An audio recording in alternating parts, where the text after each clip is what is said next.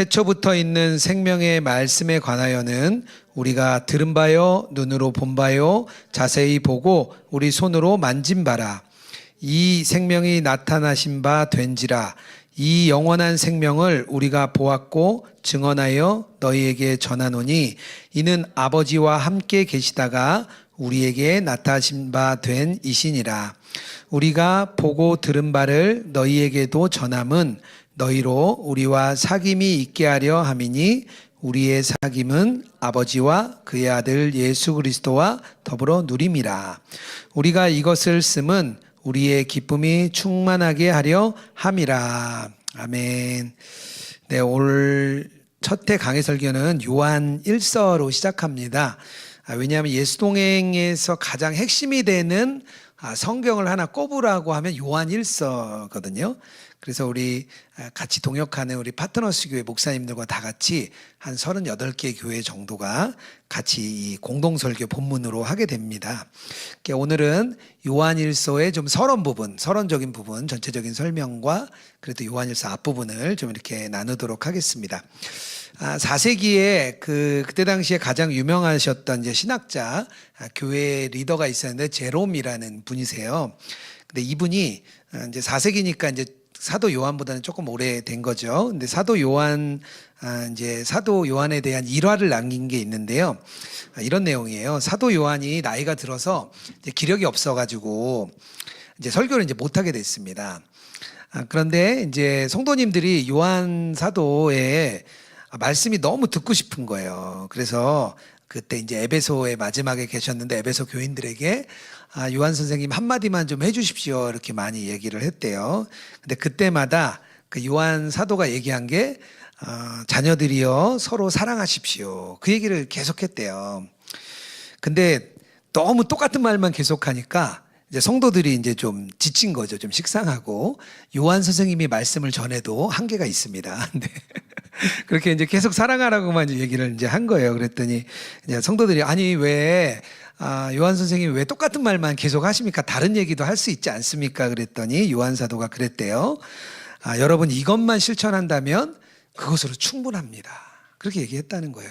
그만큼 요한서신에서 요한이라는 분이 강조한 게 사랑이에요. 그래서 요한서신의 밑바탕에는 사랑이 있습니다. 하나님에 대한 사랑, 교회에 대한 사랑, 성도를 향한 사랑이 가득 있는 상태에서 사도 요한이 이 편지를 보냈다. 그것을 좀 이렇게 생각하시면서 오늘 설교를 또 강해 설교를 쭉 들으시면 좋을 것 같습니다.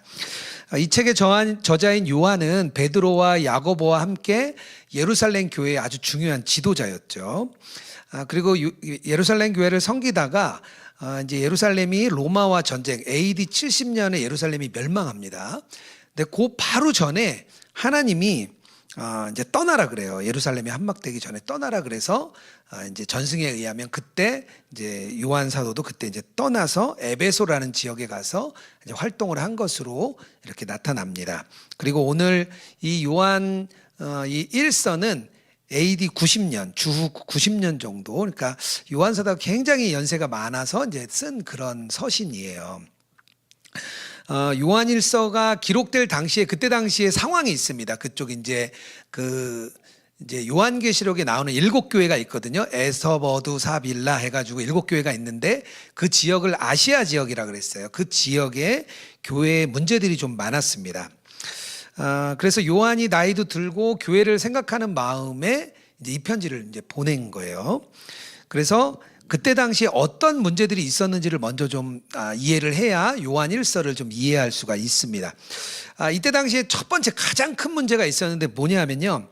사도들이 1명, 2명 세상을 떠나기 시작하면서 이단들이 창궐하기 시작했습니다. 그게 이제 가장 큰 문제였어요.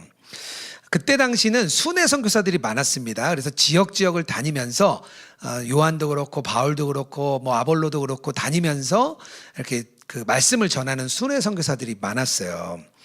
그래서 교회의 그 여러 분파들이 막 생겼습니다. 고린도 전서에도 보면 나오죠. 뭐 베드로파냐, 아볼로파냐, 그리고 또 뭐 바울파냐, 그리스도파냐, 뭐 이런 게 나오잖아요. 그게 왜 그러냐 하면 순회 선교사들이 오면서 어떤 분은 나 유기성 목사님 말씀이 너무 좋아요. 또 어떤 분은 이찬수 목사님 말씀이 너무 좋아요. 또 어떤 분은 조정민 목사님 말씀이 너무 좋아요. 뭐 이런 식으로 이제 갈린 거예요. 근데 문제는 이렇게 좋은 분들만 왔으면 문제가 없는데 거기에 거짓 교사들이 끼어 들어와서 말씀을 전한 거예요. 근데 성도들이 분별을 못한 거죠. 이분이 좋은 분인지 나쁜 분인지 분별을 못한 거예요. 그 중에 가장 큰 문제가 됐던 게 영지주의라는 이제 그노시스라고 하는데요. 이 영지주의라는 분파가 있었습니다. 이 영지주의 때문에 이단 사상으로 인해서 교회가 완전히 흔들렸어요. 영지주의도 조금 이해를 좀 해야 됩니다. 그 영지주의는 좀 영적이고 은밀한 중에 하나님이 이렇게 알려주시는 지식을 깨닫는 거예요. 그것을 이제 강조를 좀 했습니다. 그래서 그 영지주의에서 구원은 믿음으로 얻는 게 아니고요. 하나님을 아는 특별한 지식으로 얻습니다. 좀 뭔가 문제가 있죠. 그런데 이들이 말하는 지식은 굉장히 특별한 지식이었어요. 아무에게나 주는 지식이 아니라 누구나 받을 수 있는 지식도 아니었고 아주 특별한 사람들만 얻을 수 있는 그런 지식이었어요. 그래서 성령의 기름 부음을 받은 사람만 참 지식을 받는다. 이제 그렇게 이야기를 한 거예요. 그래서 요한 서신에 보면 요한이 알다라는 얘기를 많이 해요. 왜냐하면 이 그노시스 영지주의자들이 아는 것을 굉장히 중요하게 얘기했거든요. 근데 진짜 지식으로 아는 걸 중요시했다면 사도 요한이 말하는 아는 것은 인격적인 알물 이제 이야기를 하는 거죠. 그 많이 이야기를 이제 했어요. 그 영지주의의 또 하나의 특징이 있는데요. 이게 되게 중요한데 뭐냐면 물질 세계는 악하고 영적인 세계는 선하다고 생각을 했습니다. 이것에 따르면 우리가 육신에 있는 동안은 죄의 상태에 갇혀 있는 거예요. 우리가 구원받기 위해서는 우리 육신을 떠나서 영의 세계로 가야만 우리가 구원을 받는 거예요. 그래서 이거를 뭐 그냥 이원론이다 뭐 그렇게도 이야기를 합니다. 결국은 우리가 이 땅에서 육체를 입고 이 땅을 살아가는 동안에는 결국 계속 문제인 거예요. 구원을 받을 수 없는 상태에 있는 거예요. 기독교에서는 사실은 우리의 과거의 구원과 미래의 구원도 얘기하지만 현재의 구원도 얘기합니다. 이 세 가지를 다 이야기하는데 현재의 구원은 없는 거예요. 이 사람들에게는 죽어야만 완전한 구원에 이를 수 있습니다. 그러면 그렇게 되면 뭐가 문제냐면 하나님이 이 땅에 성육신을 입고 올 수가 없는 거예요. 왜냐하면 육체는 악하잖아요. 하나님이 어떻게 악한 육체에 오실 수 있냐. 그러다 보니까 성육신을 거절합니다. 성육신을 믿지 않아요. 성육신을 안 믿으니까 당연히 뭐도 안 믿죠? 십자가의 죽음과 부활도 믿지 않는 거예요. 당연하죠. 육체는 선한 게 아니니까요. 그 하나님이 오실 수도 없고 죽었다가 다시 살아날 수도 없는 거예요. 다 거절했어요. 그런 것들을. 그래서 이런 분파들이 만들어낸 이론이 있었는데 어떤 거냐면요. 예수님이 세례 받을 때에 잠깐 오셨다가 십자가에 달리기 전에 다시 하늘로 올라가셨다. 이게 또 그때 나온 이론 중에 하나입니다. 그러니까 이제 여러 가지 이제 그 거짓 이론들이 나온 거죠. 예수님의 그 인격, 그러니까 삶으로 사실 예수님이 33년 동안 사시면서 한 게 있는데요. 뭐냐면 온전한 순종이거든요. 하나님 말씀에 온전히 순종하는 것을 우리를 대신해서 이루어 놓으신 건데 그것을 다 거부합니다. 그리고 뭐만 생각하냐? 예수님의 가르침. 그건 괜찮다. 예수님의 가르침만큼은 괜찮지만 예수님의 그 성육신과 육신은 우린 믿을 수 없다. 뭐 그렇게 이제 영지주의는 생각을 했어요. 영지주의대로 간다면 예수님이 성육신을 하셔서 우리의 죄를 짊어질 수도 없어요. 그리고 또 예수님이 몸소 화목제물이 되셔서 돌아가셨는데 우리를 대신해서 죄값도 치를 수 없습니다. 그러니까 우리의 구원과는 완전 다른 구원론이 되는 거예요. 이게 영지주의의 아주 큰 문제였는데 이 영지주의가 아주 큰 힘을 발휘하고 있었습니다. 이게 가장 큰 문제였어요. 두 번째 문제는 이 잘못된 가르침으로부터 나온 잘못된 삶이 문제였습니다. 이들이 중요하게 생각한 게 있었는데요. 뭔가 특별한 지식을 얻어야 되잖아요. 내가. 그래서 어떻게 하냐면 금욕주의를 했어요. 몸은 악하니까 몸을 아주 쳐서 복종시켰어요. 그래서 이 육체의 열심과 노력은 그냥 보통 믿는 사람들보다 훨씬 더 대단했습니다. 와, 저럴 수 있나 싶을 정도로 아주 열심히 신앙생활을 했던 거예요. 기도하는 거, 금식하는 거, 뭐 이런 게 다 일반 성도들보다 훨씬 더 심하게 했습니다. 그리고 하나님과의 체험을 중시하다 보니까 어디로 흘러가냐? 은사주의로 막 흘러가는 거예요. 그리고 또 하나는 성경에 성육신과 뭐 부활 이런 게 없으니까 그걸 마음대로 해석합니다. 다르게. 그러니까 뭐 다 문제인 거죠, 다. 그리고 자기들 이제 이 그노시스라는 지식을 얻은 사람들은 우리는 아주 특별한 영적인 존재라고 생각했고요. 나머지 교인들은 아주 저급한 신앙이라고 딱 치부를 해버렸습니다. 그냥 거만하고 우월하게 된 거죠. 그러다 보니까 문제가 생긴 게요. 이분들이 같이 교회 생활을 할 수가 없는 거예요. 그래서 교회를 떠납니다. 영지주의가 가지고 있는 이런 그 지식들이 지금도 계속 나타나고 있거든요. 이단의 대부분들이 이런 그 이론을 가지고 와서 자기 것으로 다시 만들어서 이론을 내놓습니다. 그런데 문제는 뭐냐면 삶으로 결국 문제가 나타나요. 잘못된 가르침은요, 당연히 잘못된 삶으로 가게 돼 있습니다. 그래서 삶이 변화될 수가 없는 거예요. 이게 두 번째 이제 나타난 문제였어요. 그리고 이어지는 세 번째 문제는 뭐냐 하면 결국에는 교회가 분열이 된 거예요. 근데 그럴 수밖에 없죠. 같이 이렇게 있었던 사람들이 내가 먼저 특별해지니까 사람들을 데리고 나간 거예요, 밖으로. 한번 생각해 보세요. 한 가족이라고 생각하고 같이 밥도 먹고 성찬도 하고 교제도 했는데 어느 날 이 사람들이 떠나가는 거예요. 가족도 떠나가고 친구도 떠나가고 내가 스승으로 멘토로 섬겼던 사람도 가고 제자라고 생각했던 사람도 떠나고 막 계속 이제 떠나게 된 거예요. 그러니까 이제 남은 사람들이 어떤 일이 일어나냐면 혹시 내가 틀리고 저들이 맞는 건가? 내가 틀리고 저렇게 금욕 생활을 열심히 하는 저 사람들이 맞는 건가? 저 사람들은 특별한 은사를 체험했다는데 아무것도 체험 못한 내가 잘못된 건가? 이 안에 문제가 막 일어났습니다. 그리고 결론은 어디까지 가냐? 내가 과연 구원받은 사람이 맞나? 그런 고민 안에 많은 성도들이 있었던 거예요. 교회가 이제 갈라진 거죠. 그래서 이 사도 요한이 이 편지를 쓸 때 이런 배경하에서 편지를 쓰면서 그 영지주의자들과 여러 이단들의 거짓 가르침 속에서 그것에 넘어간 사람들, 또 그 남았지만 그것 때문에 흔들리는 사람들, 이 사람들을 위해서 이 편지를 쓴 거예요. 요한 1서 5장 13절이에요. 이렇게 말합니다. 내가 하나님의 아들의 이름을 믿는 너희에게 이것을 쓰는 것은 너희로 하여금 너희에게 영생이 있음을 알게 하려 함이라.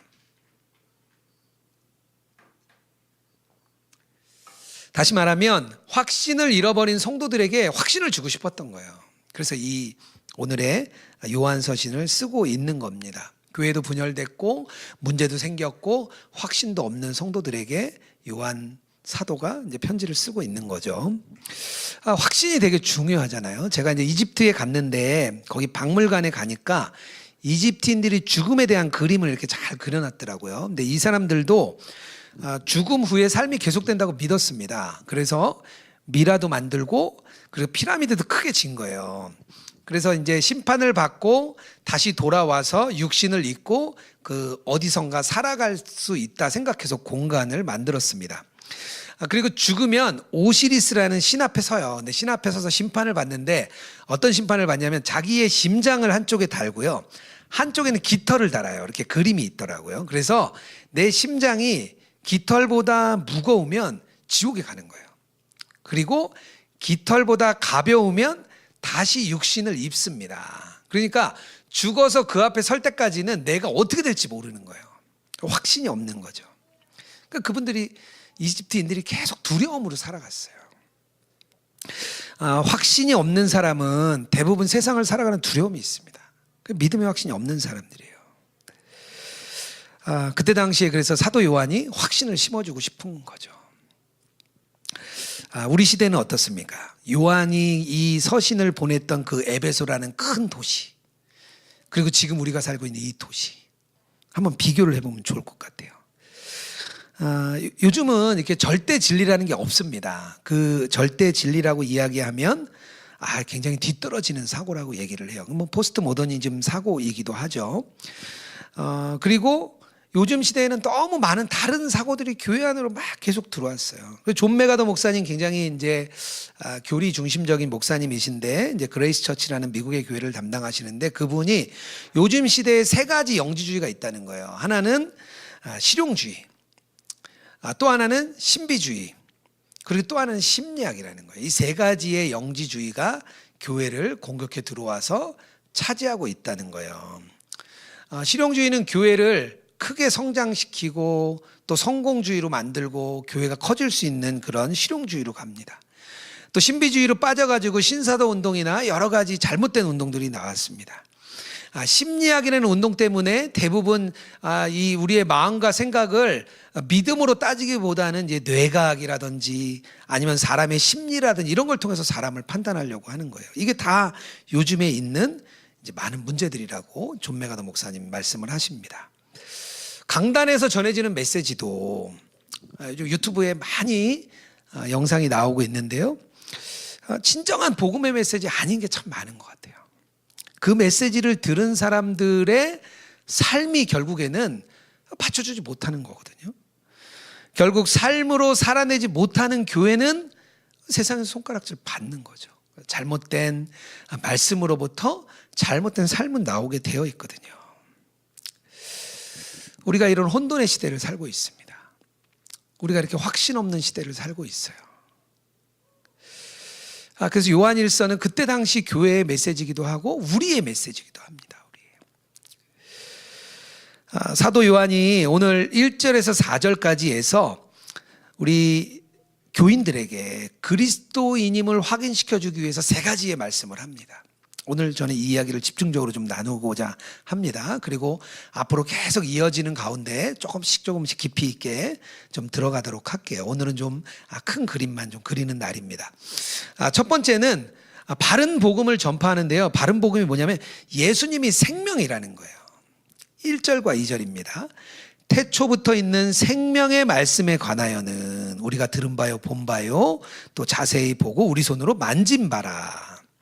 2절입니다. 이 생명이 나타내신 바 된지라. 이 영원한 생명을 우리가 보았고 증언하여. 예수님이 누구신지에 대해서 영지주의와 다르게 두 가지를 얘기를 하죠. 뭐라고 얘기하냐면 예수 그리스도가 생명이라고 얘기를 해요. 그리고 또 예수님의 말씀도 생명이라고 얘기를 합니다. 이 두 가지예요. 그러니까 결국 보면 그리스도교, 우리 기독교는 예수님을 핵심으로 두는 거예요. 예수님이 누구신지에 어떻게 대답하냐에 따라서 우리의 신앙은 넘어지기도 하고 서기도 합니다. 그래서 마태복음 16장에 예수님이 제자들에게 물어요. 사람들이 나를 누구로 아느냐? 첫 번째 묻죠. 그리고 두 번째는 뭐라고 묻죠? 너희들은 그럼 나를 누구라고 하느냐? 이게 예수님의 질문이에요. 예수님 자체가 생명이고요. 또 예수님의 말씀도 생명이라고 표현을 한다고 했습니다. 왜냐하면 예수님이 성육신으로 임하셨던 그분이 생명이 맞고요. 또 뭐냐면 그 말씀으로 전해지는 그 말씀의 예수님도 생명인 거예요. 예수님 자신과 예수님의 메시지가 분리될 수가 없습니다. 근데 많은 이단들이 이걸 분리시켜요. 어떻게 분리시키냐? 예수님은 너무 좋으신 것 같은데 이 성경의 말씀은 믿을 수 없습니다. 이게 자유주의 신학이거든요. 예수님 자체는 오케이. 예수님은 오케이. 그런데 성경에 나오는 기적, 성육신, 부활 이런 거는 문제가 많다는 거예요. 그래서 그런 거를 좀 제거하면 오히려 세상 사람들도 믿기 좋고 다 이해할 만하잖아요. 그리고 예수님이라는 아주 좋은 분을 우리가 소개해 주면 되죠. 그렇게 얘기를 하는 거예요. 근데 이게 분리될 수가 없어요. 반대도 있어요. 반대도. 예수님의 말씀은 믿는데 예수님 자체는 못 믿어요. 영지주의가 그렇다 그랬고요. 또 이슬람도 마찬가지입니다. 이슬람도 예수님은 아우 참 좋은 분이고 선지자시고 그렇지만 그 말씀은 오히려 쿠란이 진짜 말씀이지 그건 진짜 말씀이 아닙니다. 이렇게 얘기를 하는 거죠. 대부분의 이단들이 예수님 말씀을 이렇게 분리해 놓습니다. 분리해놔요. 예수님의 말씀이 태초부터 있었죠. 성경 오늘 말씀에 의하면 예수님의 말씀이 태초부터 있었고 그 말씀이 육신이 되어 우리와 함께 오셨다. 그리고 사도 요한이 같이 살았잖아요. 그분하고. 그래서 얘기하는 거예요. 내가 눈으로 본 바요. 내가 들은 바요. 만진 바요. 사도 요한은 예수님과 살다 보니까 그냥 요한이 예수님과 같이 살았던 것 자체가 증언인 거예요. 증언. 그분은 요한은 그냥 예수님을 증언했어요. 같이 살았기 때문에. 근데 이게 우리도 경험해야 되는 거예요. 동일하게 우리도 경험해야 되는 겁니다. 여러분은 어떻습니까? 우리 함께 예배하는 여러분들은 어떻습니까? 다른 곳에 가서 내가 예수님을 만났고 보았고 들었고 그분을 경험했습니다. 이렇게 얘기하시나요? 어떤 목사님이 이제 독일에 신학을 하러 공부를 하러 갔는데 자기가 예수님을 만났다고 했더니 신학 교수님이 물으시더래요. 예수님이 흑인이던가요? 백인이던가요? 황인종이던가요? 그래서 이 목사님이 답을 못했대요. 그런 질문은 들어본 적이 없거든요. 이렇게 자유주의 신학으로 가게 되면 이제 예수님 자체에 대한 아주 모호함이 드러나게 됩니다. 그래서 우리가 주님을 만나는 경험이 우리에게 있어야 돼요. 조지 뮬러 목사님이 수만 명의 고아를 먹여 살렸잖아요. 그런데 이 많은 고아를 데리고 있다 보니까 늘 어려움이 많으셨대요. 근데 이제 조지 뮬러 목사님이 하나님과 이렇게 약속을 합니다. 어떤 약속을 하냐면 하나님, 내가 너무 힘들고 어려운데 아이들 먹여 살리는 거 쉽지 않은데 내가 사람들에게 어려움과 또 손을 벌리고 도움을 구하지 않고 내가 하나님께만 나는 도움을 구하겠습니다. 하나님이 책임져 주십시오. 그것을 이제 하나님과 약속을 했대요. 그래서 자기에게 찾아오는 사람에게 절대 도움을 구하지 않았다는 거예요. 그리고 이렇게 얘기를 했대요.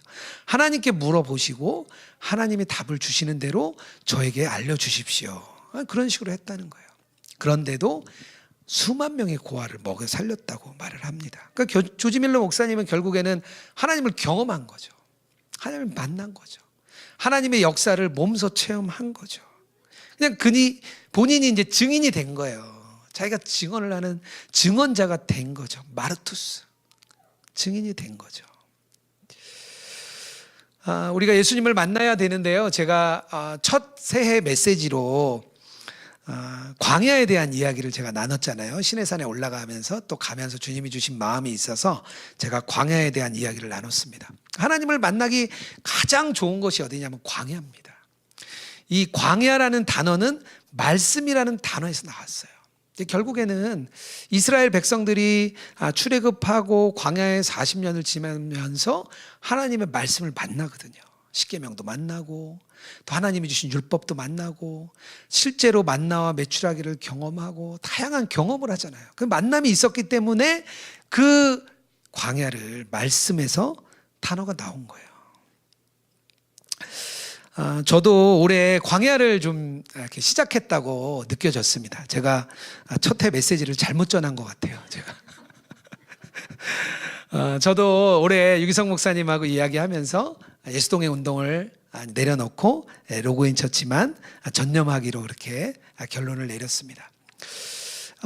그래서 마음에 막 두 가지 마음이 들었어요. 한편으로는 또 너무 기쁘기도 하고요. 한편으로는 더 염려스럽기도 하고요. 또 한편으로는 잘할 수 있을까 하는 스스로에 대한 또 연약함도 있고요. 다양한 생각들이 며칠 동안 제 머릿속을 막 돌았습니다. 주님이 어떻게 일하실지 모르겠어요. 그런데 제가 고백드린 게 있었는데요. 그런 고백이에요. 주님, 한 해가 지났을 때 저도 하나님의 말씀을 깨닫고 또 하나님을 경험하고 증언할 수 있는 증언자로 서게 해 주십시오. 제가 그것을 기대하면서 나가겠습니다. 그렇게 하나님께 기도를 드렸어요. 그렇게 하나님께 또 요청을 드렸습니다. 여러분들도 올 한 해가 정말 하나님을 경험하고 주님을 만나고 깨닫고 그래서 정말 증언자의 삶으로 나가는 우리 모든 로그인 처치 성도님들 되기를 주님의 이름으로 축복합니다. 첫 번째로 그것을 얘기했다면, 두 번째는 그 확신을 위해서 무엇을 얘기하냐면 예수님과의 사귐을 얘기하는 거예요. 3절이에요. 우리가 보고 들은 바를 너희에게 전함은 너희로 우리와 사귐이 있게 하려 함이니 우리의 사귐은 아버지와 그의 아들 예수 그리스도와 더불어 누림이라. 저희 예수님과 동행하는 것은 사귐이죠. 제가 1년 내내 계속 얘기했던 것 같아요. 이 사귐에 대해서. 남녀 관계가 이렇게 처음 생길 때 서로 이렇게 만날 때 우리가 사귀자라는 표현을 하잖아요. 우리 사귀기 1일차 뭐 이런 이야기들을 이렇게 하는 거죠. 거짓된 교리가 이렇게 들어왔잖아요. 거짓된 교리가 들어와서 한 게 뭐냐면 사귐을 깨뜨린 거예요. 특히 누구와의 사귐이냐? 하나님과 우리와의 사귐을 깨뜨리고, 또 거짓된 교리가 교회 안에 사귐을 깨뜨린 거예요. 그래서 요한 사도가 뭘 회복하고 시켰냐면 무너진 사귐, 깨어진 사귐, 금이 가버린 사귐, 이 사귐의 문제를 다시 연합하고 싶었던 거예요. 그게 사도 요한의 마음이에요. 이 오늘 말씀에 의하면 이 사귐은 인간적인 사귐을 넘어섭니다. 하나님 아버지와 아들과 성령의 사귐을 말하고 있는 거죠. 이 이야기를 왜 이야기하냐면 우리의 근본적인 문제이기 때문에요. 아주 근본적인 문제. 우리가 가진 모든 것은 하나님과의 사귐이 깨진 겁니다. 우리 죄로 인해서 하나님과의 사귐이 깨졌고, 구원은 뭐냐? 다시 하나님과 사귐이 이루어지고 친밀해지는 거죠. 죄로 인하여 하나님과 원수되었던 우리가 다시 하나 연합되는 것, 다시 사귐이 일어나는 게 구원이잖아요.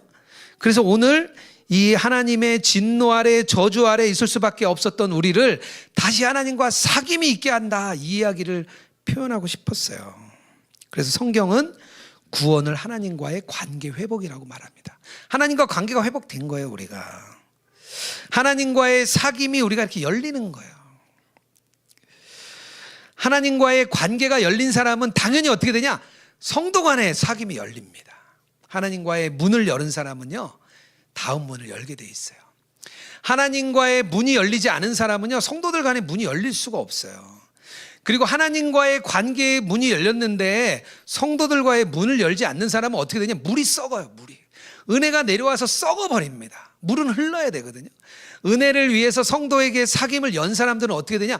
은혜가 막 계속 흘러갑니다. 하나님께 주어지고 또 흘러갑니다. 내 그릇이 얼마냐는 상관없어요. 간장 종지 그릇도 괜찮고요, 뭐 사발 그릇도 괜찮고요, 큰 대야도 괜찮아요. 우리의 그릇과는 상관없어요. 우리가 문을 열면, 하늘을 향해 문을 열고 성도를 향해 문을 열면 하나님은 은혜를 부어주시고 계속 흘러가게 하십니다. 그게 하나님의 방식이에요. 그래서 교회는 개념도 아니고 건물도 아닙니다. 그래서 교회를 사람이라고 하는 거예요. 교회에 오면 예배하고 성도 간의 사귐이 있고, 이거 뭐 2개만 있어도 돼요. 다른 거는 사실 다 부수적인 거예요. 교회의 구원이 개인화됐습니다. 다 개인의, 내가 예수님 믿고 천국 가고, 내가 예수님 믿고 잘 살고, 내가 예수님 믿고 조금 더 헌신하고, 다 내가 하는 게 교회가 됐어요. 각 교회들은 자기 중심주의 교회가 됐습니다. 우리 교회, 내 교회, 내가 섬기는 교회만 문제 없으면 돼요. 다른 교회들이 어려움 당하든지 말든지 상관없습니다. 우리 교회만 문제 없으면 되니까요. 그런데 성경에서는 교회를 하나라고 말합니다. 교회. 에베소 교회도 하나, 고린도 교회도 하나, 예루살렘 교회도 하나, 다 하나의 교회라고 얘기를 해요. 그래서 사도 바울이 고린도 교회와 에베소 교회와 또 갈라디아 교회를 막 다니면서 연보를 걷어가지고 어디로 가죠? 예루살렘 교회로 가잖아요. 다 하나의 교회였어요. 우리는 초대 교회에 서로의 사귐이 뭐 깨어진 정도가 아니고요, 교회 간의 문제가 다 깨졌습니다. 하나의 교회라는 개념이 지금 시대는 다 깨졌습니다. 주님은 그걸 원하시는 거예요. 그런 사귐의 관계가 붙어지기 원하는 거예요. 연합되기 원하는 거예요. 예수님과 동행하자라는 표현을 다시 이야기하냐면 예수님과 사귐의 관계로 들어가자는 거예요. 이게 다른 표현일 뿐이죠. 저희가 동행일기 나눔방을 함께 해보면 사귐을 좀 경험하는 것 같아요. 그게 좀 사귐이 경험됩니다. 저도 예수 동행 운동을 하면서 우리 파트너스 교회 목사님들하고 일기를 이렇게 쓰기 시작했습니다. 이렇게 목사님들이니까 어쩌다가 한번 만나요. 1년에 몇 번 안 만납니다. 근데 그 중에 좀 가까운 분도 있고 좀 관계가 먼 분도 있어요. 처음에는 참 낯설고 불편했습니다. 잘 모르는 분들과 얘기를 나누니까 낯설고 불편하더라고요. 그런데 한 분 한 분 일기를 읽다 보니까 그 교회의 사정이 느껴지는 거예요. 또 가서 그 교회 목사님들을 만나보니까 여러 어려움도 알겠는 거예요. 그 목사님의 상황도 알겠는 거예요. 그러니까 그 교회가 남의 교회 같지가 않더라고요. 그 목사님의 상황을 들으면 꼭 내 얘기 같아요. 내 마음 같아요. 그리고 또 하나는 그분이 얼마나 예수님을 사랑하는지 알겠더라고요. 그것도 저에게 많은 도전을 주었어요. 그래서 가끔 만나도 굉장히 친밀해집니다. 그게 참 특별한 경험을 했습니다. 저희가 예수동행 운동을 섬기면서 이렇게 보니까 이 동행일기 앱에 혼자 오시는 분들이 한 90% 돼요.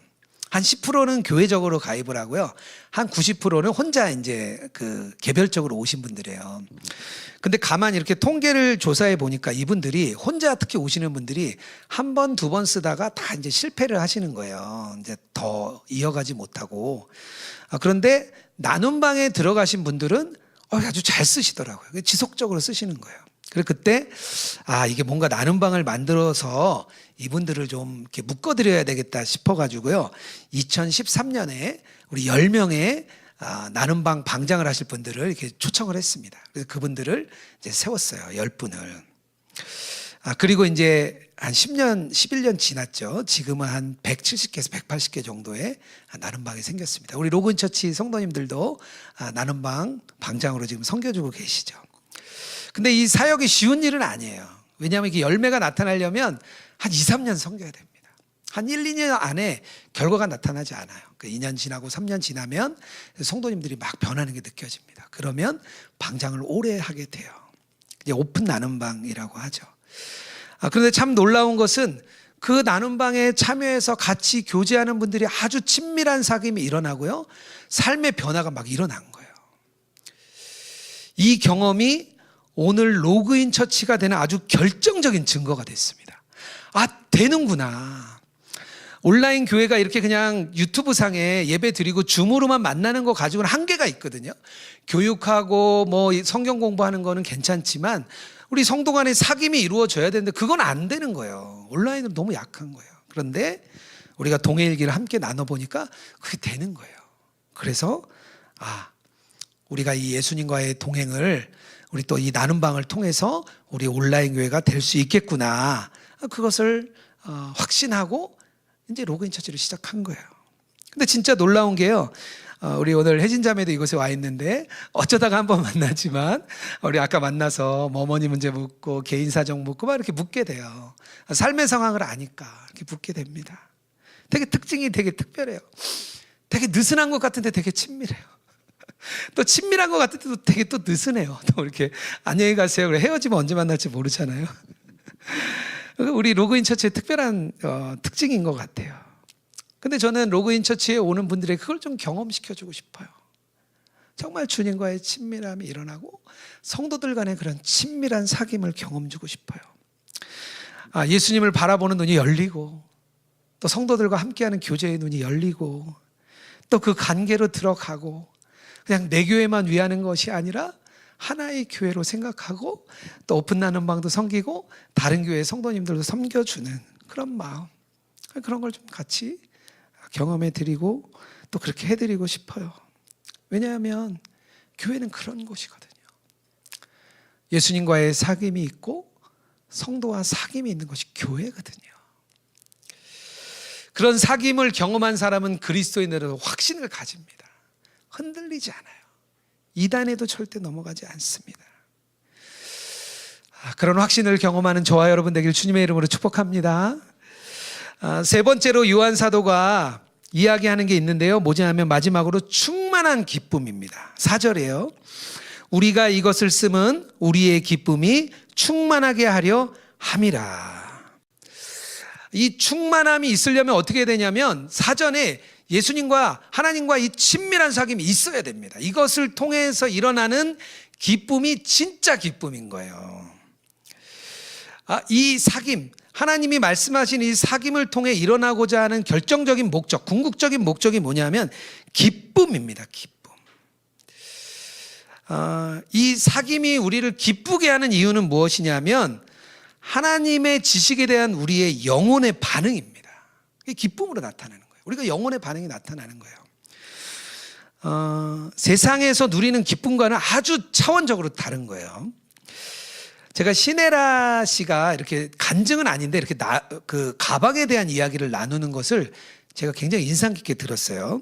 이분이 주변에서 야, 왜 이렇게 싼 가방만 드냐, 명품 가방 좀 하나 들어라 그랬대요. 그런데 자기는 별로 그것에 관심이 없는데 주변에서 하도 뭐라고 하니까 아유, 내가 뭐 돈이 없나 뭐가 없나 그래서 그 다음날 가서 이제 명품 가방을 하나 샀대요. 좋은 거를 샀대요. 그리고 사가지고 왔대요. 근데 집에 왔는데 계속 마음이 불편하더래요.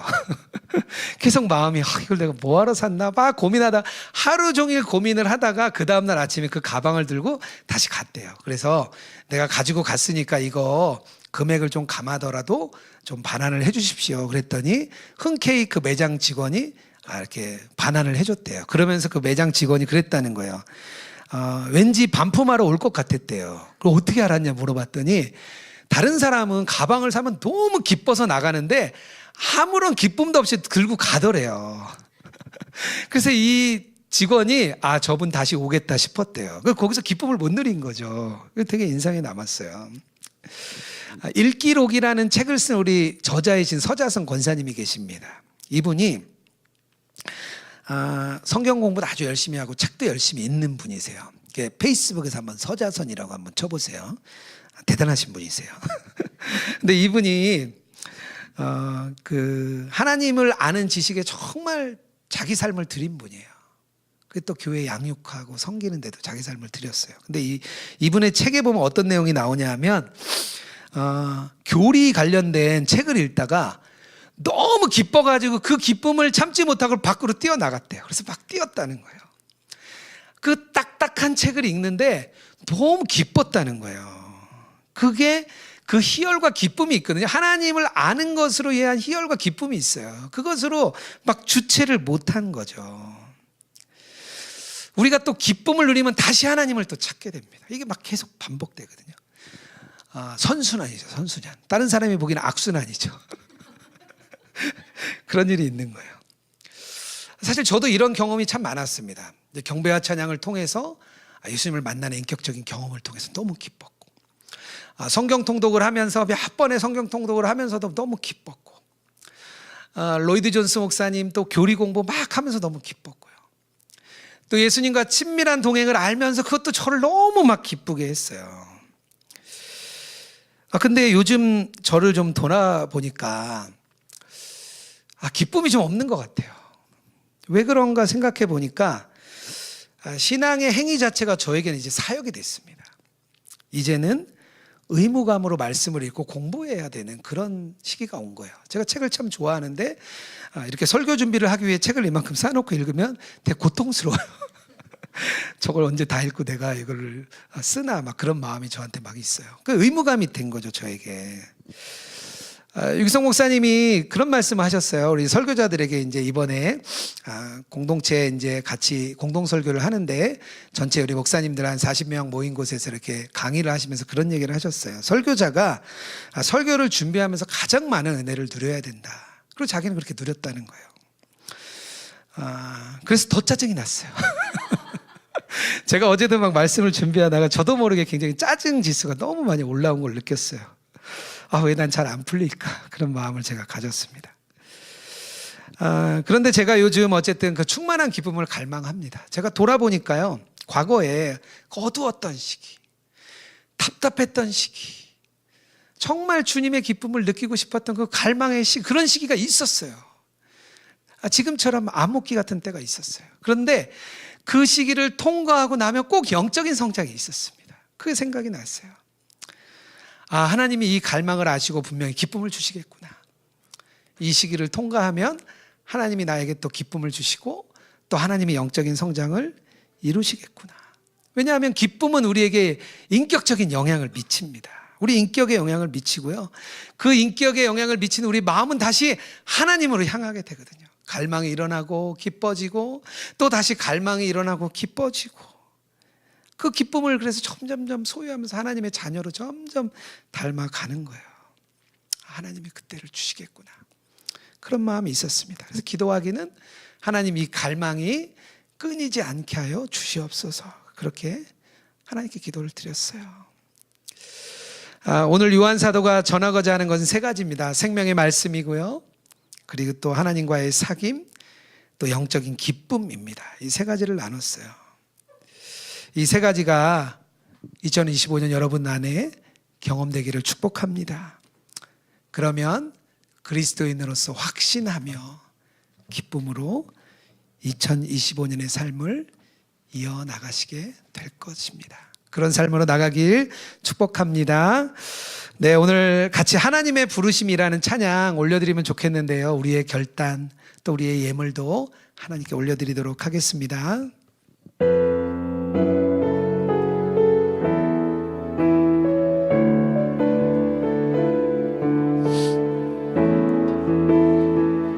하나님의 부르심에는 하나님의 부르심에는 후회하심이 내가 이 자리에 선 것도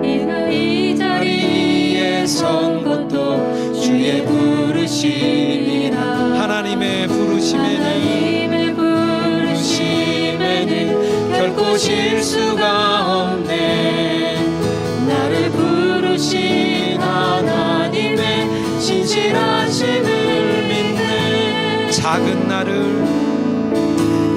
나를 부르신 뜻을 나는 알 수 없지만 오직 감사와 순종으로 주의 길. 우리 가슴에 손을 얹고 찬양하겠습니다.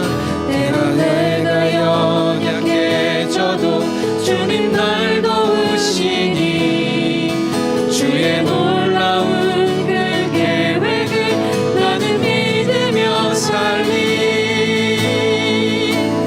날 부르신 뜻 내 생각보다 크고 날 향한 계획 나의 지혜로 증명 못하나 가장 좋은 가장 안전한 길로 가장 완전한 길로 오늘도 날 이끄신 하나님의 부르심에는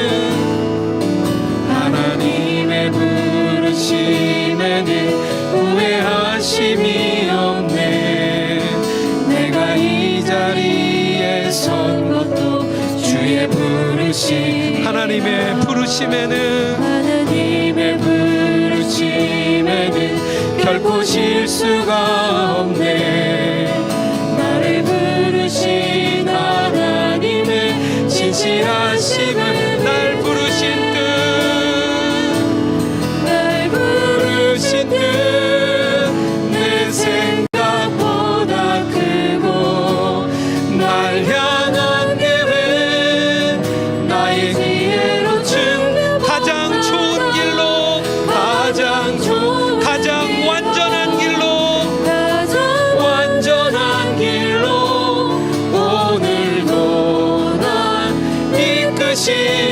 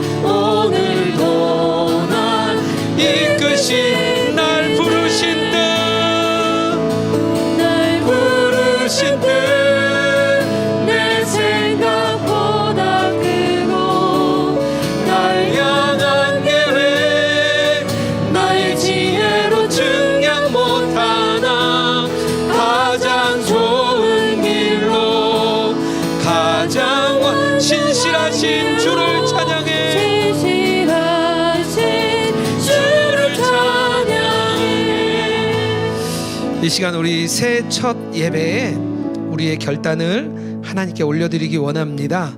첫 번째로 기도할 때 정말 우리가 생명의 말씀이신 그분의 말씀을 갈망하기 원합니다. 진리의 말씀이 내 삶의 길이 되게 하여 주시옵소서.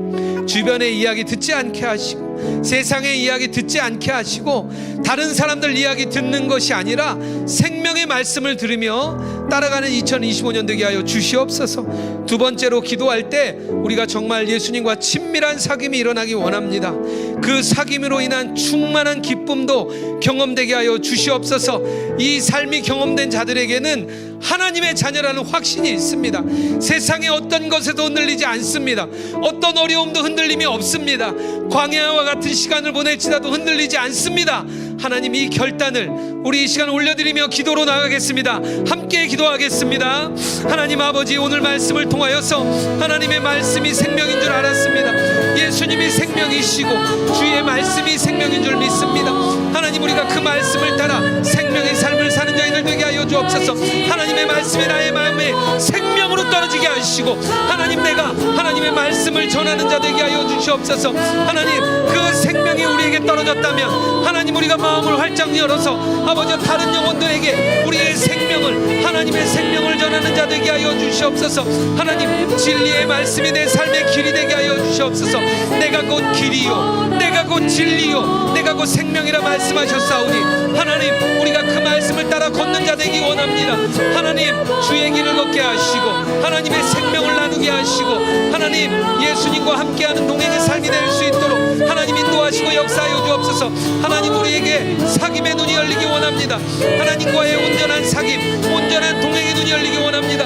하나님, 나 혼자 동행하는 것이 아니라 함께하는 우리 나눔 방언들에게 하나님, 내가 받은 은혜를 흘려보내게 하여 주옵소서. 함께하는 가족들에게, 함께하는 자녀들에게 하나님이 주신 은혜를 흘려보내는 저희들 될 줄 믿습니다. 하나님, 나눔을 통하여서 하나님의 은혜가 흘러가며 또 올라갈 수 있도록 하나님 인도하시고 역사하여 주옵소서. 하나님, 아버지의 기쁨, 아버지의 영적인 기쁨, 하나님을 아는 기쁨, 충만한 기쁨이 내 안에 있길 원합니다. 하나님, 우리는 오직 갈망합니다. 하나님, 그 말씀을 주실 주님을 갈망합니다. 하나님, 우리는 오직 갈망으로 나아갑니다. 하나님, 우리에게 기쁨을 허락하여 주시옵소서. 하나님, 우리가 말씀을 읽을 때 충만한 기쁨을 누리게 하시고, 하나님, 우리가 기도할 때 하나님이 주시는 평안과 하나님, 우리가 기쁨을 찾게 하여 주시옵소서. 하나님과 온전히 걷는 삶 되게 하시고 하나님과 온전히 기뻐하는 삶 되게 하여 주시옵소서. 주님, 하나님, 사도 요한이 편지했던 그 아시아 교회들과 동일하게 지금의 세대도 너무나 힘들고 어렵습니다. 많은 이단의 어려움이 있습니다. 세상에 삶의 문제가 있습니다. 교회가 갈라지고 무너졌습니다. 우리의 마음도 갈라지고 무너졌습니다. 하나님, 우리를 그냥 두지 아니하시고 생명의 말씀을 우리에게 주시는 줄 믿습니다. 하나님, 우리가 첫 새해를 생명의 말씀으로 시작하게 하시고 주의 말씀이 우리 안에 떨어져서 30배, 60배, 100배의 열매가 맺어지게 하여 주시옵소서. 진리의 말씀이 내 삶의 길이 되게 하시고 진리의 말씀이 내 삶의 생명이 되게 하시고 진리의 말씀대로 걷는 우리 2025년 삶 되게 하여 주시옵소서. 하나님, 또한 하나님과 친밀한 사귐이 있기 원합니다. 하나님, 로그인 처치 안에 친밀한 사귐이 일어나게 하여 주시옵소서. 우리의 은혜를 서로 흘려보내는 하나님 로그인 처치 되길 원합니다. 하나님, 그로 인하여 충만한 기쁨도 허락하는 놀라운 한 해 되게 하여 주시옵소서. 하나님, 빈손으로 오지 아니하고 예물 들고 왔습니다. 하나님, 이 예물이 하나님 나라에 위하여 사용되게 하시고 로그인 처치가 한국교회 많은 교회들을 살리고 세우고 또 섬기는 데 사용되게 하여 주시옵소서. 로그인 처치에 오는 많은 성도들의 상한 심령이 아버지 회복되게 하시고 함께 예배하는 영혼들이 생명을 얻는 그런 예배, 그런 교회 되게 하여 주시옵소서. 또 우리 예물 드린 손길들 주님 축복하여 주시고 어려움 당하지 않게 하시고 세상에서 주님이 주시는 그런 큰 복을 누리는 우리 로그인 처치 모든 교우 될 수 있도록 인도하여 주시옵소서. 감사드리며 거룩하신 예수님 이름으로 기도드렸습니다. 아멘. 네, 우리 마지막으로 다 일어나셔서 나를 통하여 우리 파송 찬양 함께 나누도록 하겠습니다.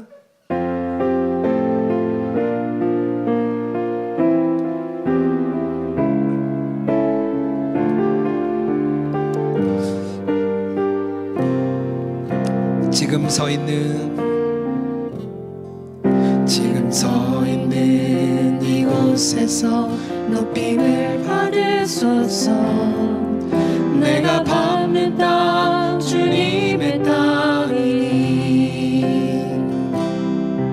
하늘이 주의 이름 높이 올리며 넓은 바다가 주를 노래해.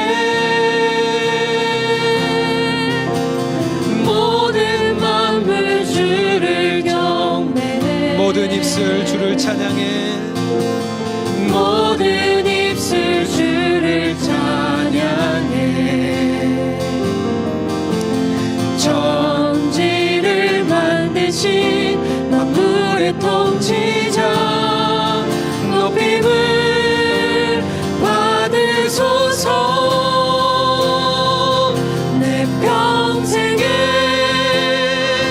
주의 이름 높이며 어느 곳에 서든지 주님을 예배하리라.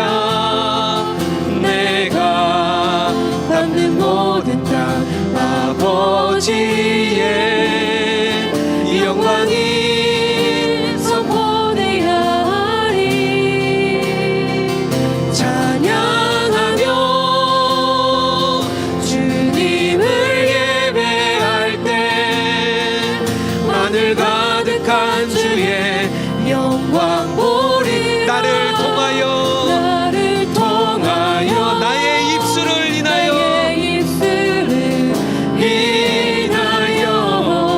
주의 이름 높임을 받으소서. 나를 통하여 나의 입술을 인하여 주의 이름 높임을 받으소서. 기도하겠습니다. 지금은 우리 주 예수 그리스도의 은혜와 하나님 아버지의 사랑과 성령의 교통하시고 동행하심이 정말 그리스도인의 확신을 가지고 살아나가기 원하는 우리 로고인처치 모든 성도들과 온라인상의 주의 백성 위에 이제로부터 영원토록 함께 하시기를 축원하옵나이다. 아멘.